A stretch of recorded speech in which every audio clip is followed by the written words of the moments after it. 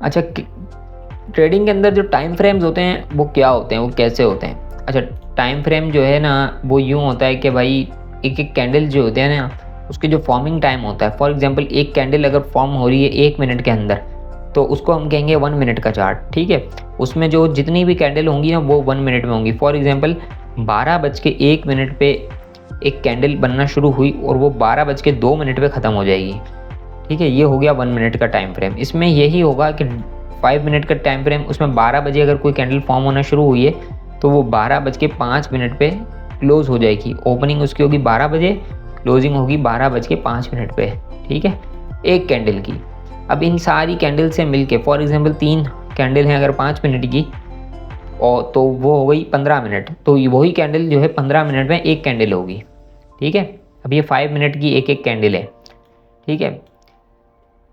1:45 में ओपन हुई, 1:50 पे क्लोज हो गई। इसी तरीके से ये 1:50 पे 150 पे ओपन हुई, 1:55 पे क्लोज। अब यही जो अगली कैंडल है वो 2 बजे ओपन हुई है, 1:55 पे ओपन हुई है, 2 बजे क्लोज हो जाएगी, ठीक है। तो ये होता है कैंडल का टाइम। अब इसमें हर तरह का टाइम फ्रेम होता है। 12 मंथ का भी टाइम फ्रेम है जिसमें एक कैंडल जनवरी में ओपन हुई है और दिसंबर में क्लोज हुई है, ठीक है। ये 1 ईयर का टाइम फ्रेम है। इसमें ये कैंडल जब ओपन हुई थी वो हुई थी 1 जनवरी को, अब ये क्लोज होगी 31 दिसंबर को। तो ये 1 ईयर का टाइम फ्रेम है। तो इसमें जो है आप देख सकते हो 1971 से चार्ट है ये। तो इसमें देखें 1971 से लेके अभी तक का ये समझ लें 60 साल का चार्ट है तकरीबन। 60 नहीं हो 55 साल का चार्ट है ये, 55 ईयर्स का चार्ट है ये। तो इसमें एक एक कैंडल जो है एक एक ईयर की है, ठीक है। तो ये अब इसके अंदर हम जूम करेंगे फॉर एग्जांपल, तो ये एक जो कैंडल है ये एक ईयर की इस वक्त चल रही है, ठीक है। ये अभी जनवरी 2025 में ओपन हुई है 1 जनवरी को, तो अब ये दिसंबर 31 को क्लोज होगी। अब इसमें हम फिर छोटे टाइम फ्रेम में आते हैं ना जब 6 मंथ के, तो वही कैंडल जो हैं डिवाइडेड बाय 2 हो जाएंगी। फॉर एग्जांपल एक कैंडल यहाँ पे ओपन हो रही है 1 जनवरी को और 12 मंथ के चार्ट में वो क्लोज हो रही थी 31 दिसंबर को, मतलब पूरे 1 साल बाद। तो यहाँ पे जो है हर कैंडल डिवाइडेड बाय 2 हो गई, ठीक है। तो अब एक कैंडल जनवरी में ओपन हो रही है ना तो वो क्लोज हो जाएगी जून में, 6 महीने में, क्योंकि 6 महीने का टाइम फ्रेम है। अब ये जून में उसके बाद 1 जुलाई को ओपन होगी सेकंड कैंडल और 31 दिसंबर को क्लोज होगी, मतलब कि डिवाइडेड बाय 2 हो गया 1 ईयर। तो क्योंकि ये कैंडल स्टिक बढ़ गई, ठीक है। और इसके बाद हम और छोटे टाइम फ्रेम में आ जाएंगे तो वो हो जाएगा 3 मंथ्स का टाइम फ्रेम। इसमें आपको समझ में आ गई होगी कि एक टाइम फ्रेम्स एक दूसरे से अलाइन किस तरीके से होते हैं। अब ये 3 मंथ के टाइम फ्रेम में हर 3 महीने में एक कैंडल क्लोज हो रही है, ठीक है। अच्छा, होता सब कैंडल्स के अंदर कैंडल्स हैं, ठीक है। फॉर एग्जांपल 1 साल के टाइम फ्रेम में अगर आप देख रहे हैं तो एक कैंडल होगी साल की, ठीक है। यही अगर आप उसको छोटे टाइम फ्रेम में आ जाओगे तो वही कैंडल डिवाइडेड बाय 12 हो जाएगी, ठीक है। एक कैंडल से 12 कैंडल्स बन जाएंगी। ये मैं आपको करके दिखाता हूँ। फॉर एग्जांपल 12 मंथ का टाइम फ्रेम है, तो यही आप छोटे टाइम फ्रेम में भी आके समझ सकते हो कि अगर 5 मिनट का टाइम फ्रेम है तो उसमें 5 होंगी कैंडल्स 1 मिनट की, उसके बाद वो एक 5 मिनट की कैंडल बनी है, ठीक है। अभी प्रीवियस ईयर की बात करें अगर हम, तो यहाँ पे अगर मैं यही चीज़ आपको छोटे टाइम फ्रेम में समझाऊंगा तो आपको समझ में नहीं आएगी। ये बड़े टाइम फ्रेम से आपको समझ आ जाएगी और फिर छोटे टाइम फ्रेम में आप इसको यूज़ कर सकते हो। अभी पिछले साल की कैंडल है, इसका हाई ये था, लो हमने ये लगा दिया, ये बेरिश कैंडल थी। पिछला ईयर जो था यूरो यूएसडी का वो बेरिश क्लोज हुआ था ऑलमोस्ट 6%, ठीक है। और ये ओपन था और ये क्लोज था। तो अब हम इस 12 मंथ की कैंडल को मार्क करने के बाद अब हम आएंगे 1 मंथ के टाइम फ्रेम पे, ठीक है।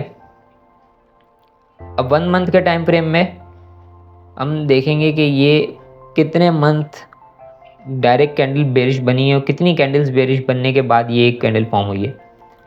अब ये हमने यहाँ पे लगाया था ओपन, ठीक है, यहाँ पे बल्कि ये रहा ना, यहाँ पे 1 जनवरी को ओपन लगाया हमने। यहाँ पे देखा एक कैंडल बेरिश बनी जनवरी की, फरवरी की बेरिश ही थी लेकिन थोड़ी छोटी बॉडी थी। उसके बाद फरवरी के बाद मार्च की, फिर अप्रैल की एक कैंडल थी। 3-4 महीने मार्केट गई, उसके बाद जो है मार्च के बाद अप्रैल भी गिरा, फिर मई से मार्केट थोड़ी उठना शुरू हुई, मई, जून, जुलाई, अगस्त, सितंबर, ठीक है, मार्केट ऊपर गई। उसके बाद अक्टूबर, नवंबर, दिसंबर में इतनी बड़ी बड़ी बेरिश कैंडल थी कि जो है दिसंबर के मंथ, अच्छा दिसंबर का मंथ ऐसा क्लोज हुआ, ठीक है। तो ये ऑलमोस्ट 12 कैंडल, पूरी 12 कैंडल है एक ईयर की, जनवरी, फरवरी, मार्च, अप्रैल, ठीक है, ये 12 कैंडल्स हैं। यही अभी हमने 12 मंथ के टाइम फ्रेम में देखा तो वो एक कैंडल थी सिर्फ, अभी हमने 1 मंथ के टाइम फ्रेम में देखा तो ये टोटल 12 कैंडल हो गई।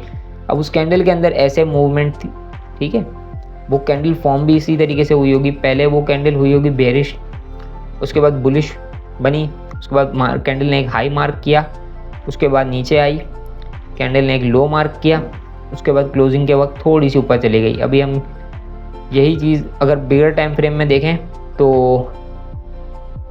कैंडल यहाँ पे ओपन हुई है, लो बनाया, उसके बाद हाई बनाया, ठीक है, उसके बाद फिर एक लो बनाया, उसके बाद यहाँ क्लोज हो गई, ठीक है। अभी हम इसको बिगर टाइम फ्रेम में देख लेते हैं।